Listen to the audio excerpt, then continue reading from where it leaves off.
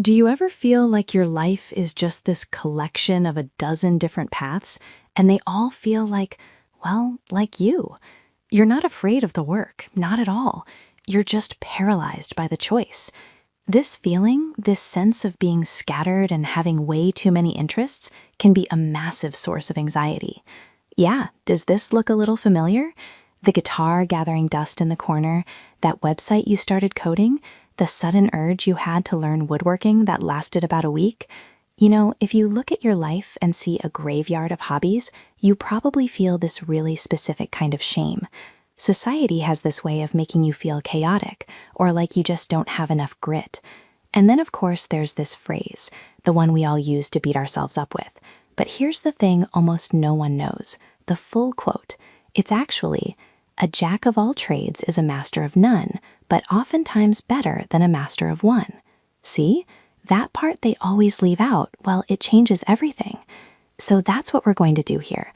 We are going to dismantle that anxiety. We're going to look at the actual geometry of a successful career and lay out a path for those of us who were never, ever meant to be just one thing. Your curiosity, it isn't a liability. It's your greatest asset.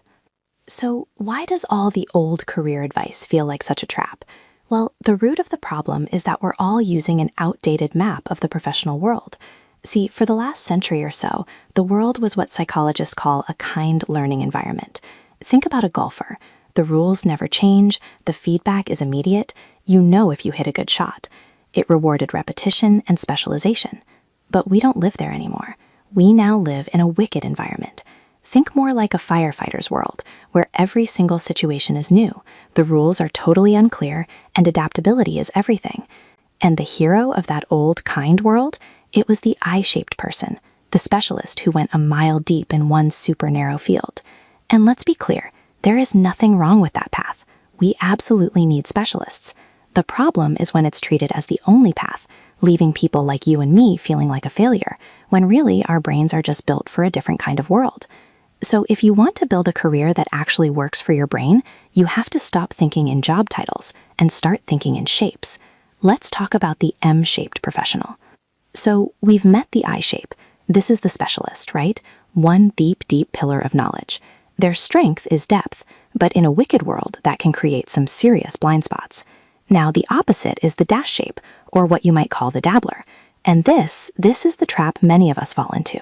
We know a little bit about everything, but there's no real foundation anywhere. This lack of depth, that's where that intense anxiety comes from, that feeling that you don't have any solid ground to stand on. And this brings us to the M-shape, the polymath. See, this isn't about being a dabbler, not at all. It's about building multiple pillars of actual depth in different areas, and then connecting them with that horizontal bridge of your broad curiosity. This is where your power is. So you're not just a data scientist who gets distracted by psychology and design. No. You become the rare person who can build one pillar in data science and another one in storytelling. You can take all that complex data and weave it into a narrative that a CEO can actually understand and act on. That combination, it's incredibly rare and incredibly valuable. So how do M-shaped people actually do this? Well, they leverage a cognitive tool that is basically a superpower for innovation. It's called far transfer. Okay, so a specialist uses something called near transfer. They just apply a skill to a really similar problem.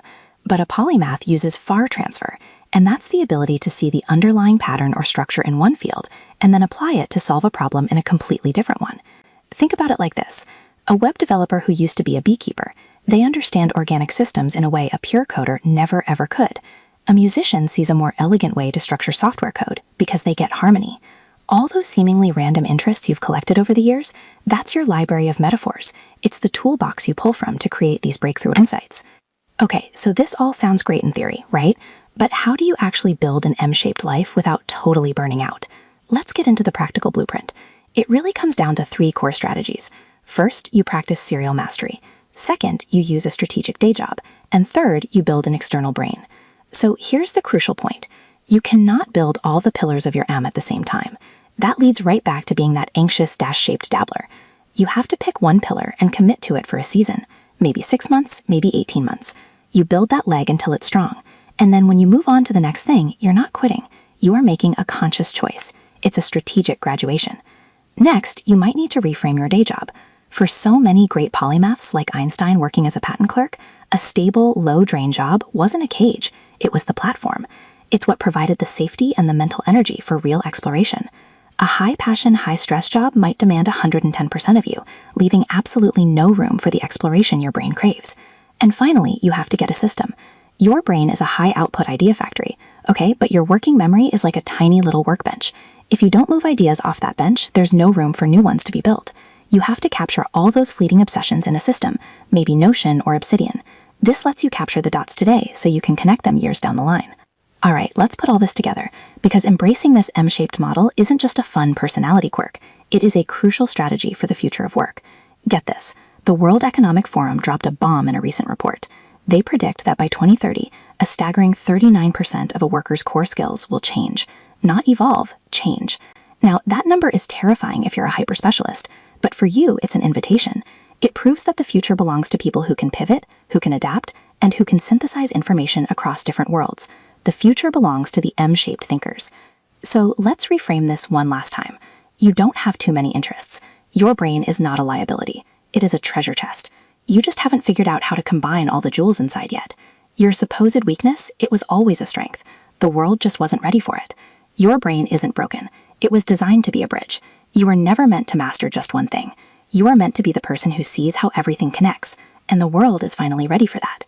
So the only question left is, which pillar are you going to build first? If you enjoyed this, consider liking the video.